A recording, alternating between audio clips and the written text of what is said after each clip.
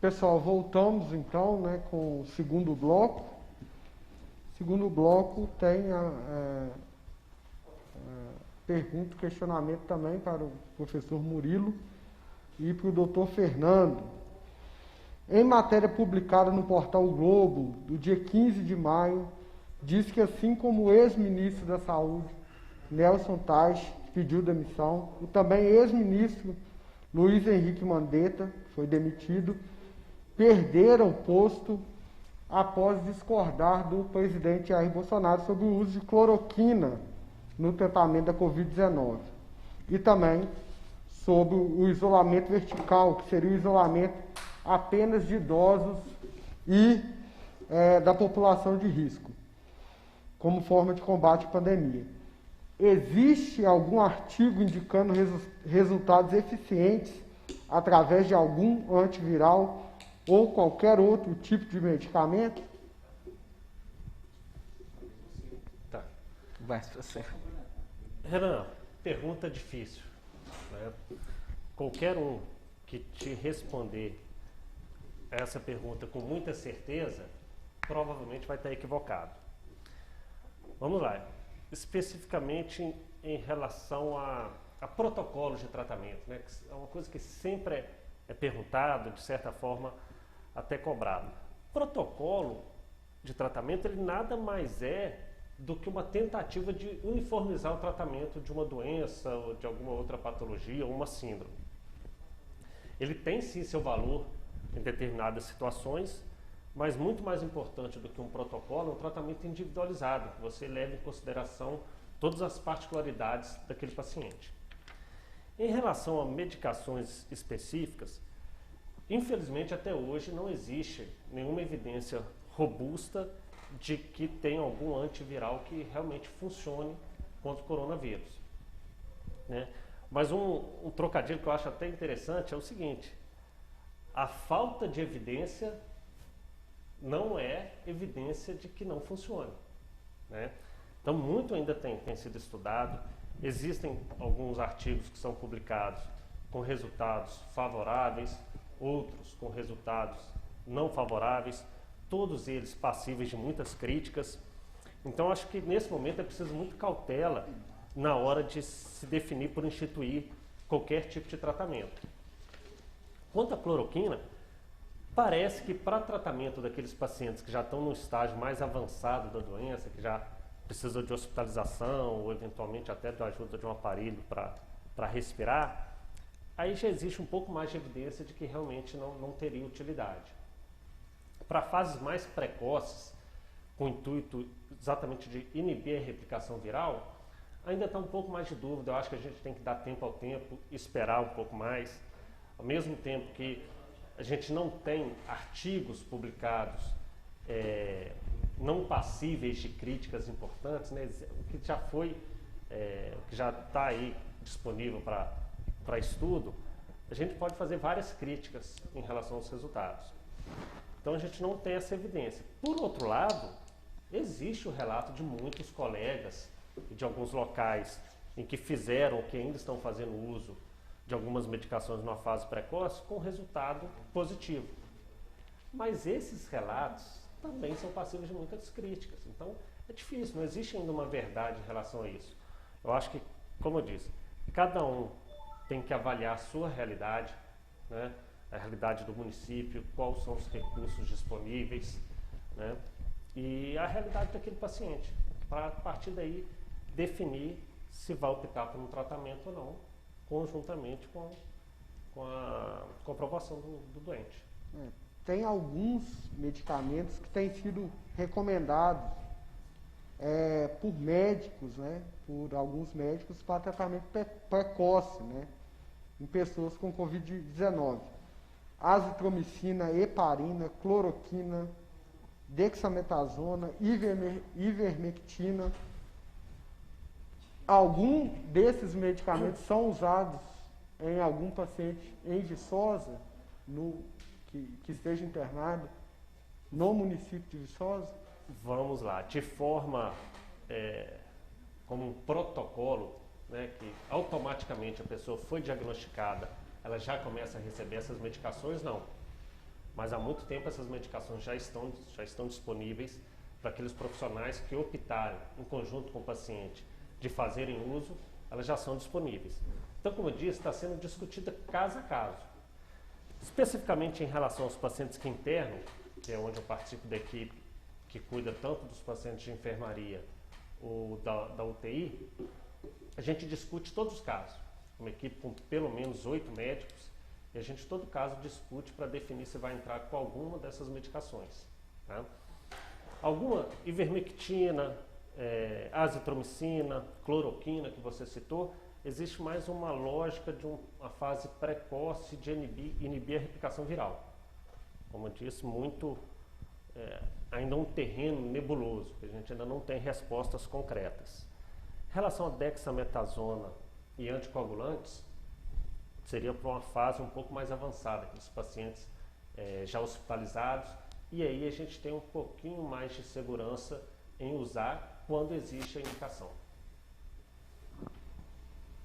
Professor Murilo, quer falar sobre os... Teve uma polêmica, né, de um artigo da... Eu não atuo na área médica como o Fernando, então eu não vou entrar nessa questão dos protocolos clínicos. Eu só fazer esse comentário era justamente isso, Renan. Essa questão da cloroquina, ela começou com a publicação de um artigo em fevereiro, olha só, lá atrás, em fevereiro, né, por um pesquisador francês, um virologista respeitado, um pesquisador conhecido no meio científico, muito respeitado. Mas quando esse artigo ele foi colocado num servidor de preprints, que é uma publicação científica que ainda não passou por um processo de revisão crítica. E tem acontecido muito isso durante essa pandemia, né? Publicação desses trabalhos ainda em estágio preliminar.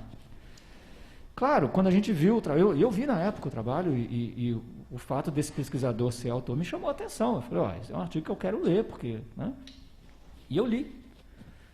E o artigo todo era baseado no grupo de 30 pessoas, dos quais 6 desenvolveram a forma. Quer dizer, os números, só ali eu já falei, não, isso aqui é muito preliminar, você não pode basear todo um protocolo para tratar milhares ou milhões de pessoas com base no grupo de 30 pessoas. Qualquer efeito aqui é variação ao acaso, não é estatisticamente significativo.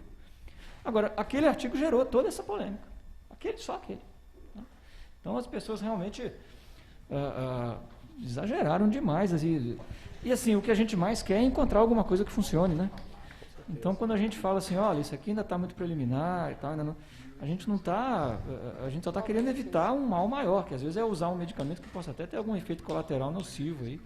Sem falar que as pessoas correm atrás, compram o estoque todo do medicamento e quem precisa dele para tratar alguma coisa não tem, né? Aconteceu isso na época. Então foi muito lamentável isso que aconteceu. Eu acho que a dexametasona é um que parece que houve alguma resposta positiva, né, Fernando? Sim. Me diz agora eu vou te fazer uma pergunta, posso? Isso não esses medicamentos eles não atuam mais para evitar aquela explosão de citoquinas que acontece, menos do que a replicação viral propriamente dita? Sim, sim. O coronavírus, como uma série de outras infecções, existe um termo que é mais conhecido no meio popular, que é a sepse. A sepse nada mais é do que uma inflamação exagerada. Então, uma série de infecções, e o coronavírus se encaixa nisso, a gravidade da doença, ela se deve muito mais pela inflamação que ela desencadeia no organismo do que pela presença do vírus em si, né? Então, numa fase mais avançada, quando o paciente está no hospital, a preocupação maior é justamente essa inflamação. Então, é aí, o Murilo pontuou muito bem, onde a dexametasona tem ação, Heparina. onde você usar o anticoagulante, tipo as heparinas, tem alguma ação, uma vez que inflamação exacerbada favorece o surgimento de tromboses. Então, são abordagens diferentes. Numa fase hospitalar, a preocupação é muito mais com esse suporte, de você evitar as consequências de uma inflamação exacerbada. A preocupação do paciente que está em casa no início do quadro é você tentar diminuir ou inibir a replicação viral. Então, para as duas linhas de tratamento, estão sendo investigadas medicações. Algumas com respostas um pouquinho mais avançadas, outras menos. Outra pergunta também para o doutor Fernando, né? especialistas eles têm divergido quanto ao pico da doença no Brasil. E aí eu fiz uma pergunta para o professor Murilo, onde a OMS ela divergiu quanto a orientações de um dia para o outro. Tivemos uma época no Brasil que o presidente dava uma orientação, o ministro da Saúde dava outra orientação. Hoje, com a reabertura dos mercados, ficar em casa ainda é uma recomendação dentro do contexto atual? Oi, Renan. De novo, uma pergunta bastante difícil, né? Como o Murilo pontuou muito bem logo numa das primeiras falas, essa doença é uma doença muito nova, 6, 7 meses, né, que a gente tem conhecimento da existência dela. Então, muitas das perguntas a gente ainda não vai ter resposta. Então, assim, são tantos fatores envolvidos que eu tentar te dar uma resposta simples e objetiva seria muita prepotência minha. Uma coisa é fato, como a maioria das infecções virais, o coronavírus ele se dissemina pelo contato próximo das pessoas. Toda vez que a gente fala, tosse, espirra, saem gotículas da nossa boca, do nariz, do nosso sistema respiratório que carregam os vírus. E é essa a principal forma de transmissão. Então, quanto mais contato uma pessoa tiver com outra, principalmente, né, em ambientes fechados, pouco ventilados, maior é a chance dessa pessoa se contaminar. Então, se eu consigo reduzir a mobilidade das pessoas, provavelmente eu vou ter um impacto significativo na transmissão da doença. Por outro lado, a gente tem que avaliar também sobre a ótica econômica. Se eu coloco todo mundo dentro de casa e não movimento a economia, daqui a pouco está todo mundo dentro de casa e uma grande parcela sem ter como colocar alimento na mesa. Então a coisa tem que ter sempre um equilíbrio. A gente vai analisando onde é que dá para ceder um pouco, onde é que tem que apertar e vai tentando caminhar. E isso é o que foi feito desde o início. E aí às vezes as pessoas têm... É até compreensível, né? As pessoas ficam um pouco ansiosas e às vezes até um pouco nervosas de tanto tempo que está parado. Mas Viçosa, no início, eu falo isso muito tranquilo, porque eu trabalho dentro do hospital. No início, em março, a gente não tinha capacidade de atender pacientes com coronavírus. Era zero a nossa capacidade. A gente não tinha condições nem de oferecer máscara para os profissionais que estavam no hospital. Então foi preciso estruturar todo o sistema. Se vocês verem os relatos que foram difundidos aí pelas mídias que mais chocaram as pessoas, foram os relatos de locais onde o cidadão não tinha acesso à saúde. Ele era deixado para morrer em casa, porque não tinha acesso. Então foi preciso, inicialmente, estruturar esse sistema. E desde o início dessa pandemia, está todo mundo concorrendo pelas mesmas coisas. E quando eu falo todo mundo, é literalmente, é todo o mundo brigando pelas mesmas coisas. Inicialmente por máscaras, por aventais, por respiradores, por monitores. Agora, mais recente, a briga está sendo por sedativos. Então sempre existiu uma concorrência muito grande por esses insumos. E aí isso fez com que se atrasasse muito, com que se demorasse para conseguir estruturar toda a rede. A partir do momento que a rede foi estruturada, está sendo liberado a atividade econômica. Eu acho que é assim que tem que ser.